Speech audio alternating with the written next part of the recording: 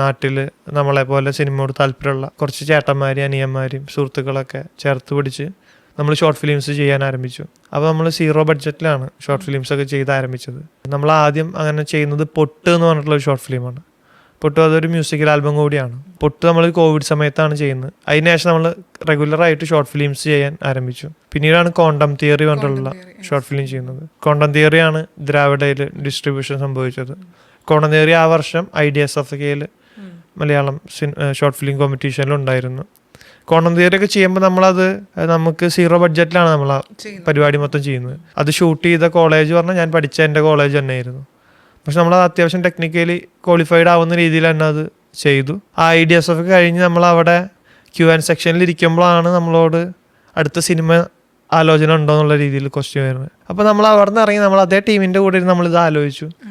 ആ IDSF കഴിഞ്ഞ് പിറ്റത്തെ കൊല്ലം IFFKയിൽ നമ്മുടെ ആദ്യത്തെ സിനിമ ഉണ്ടായിരുന്നു, നീലമുടി.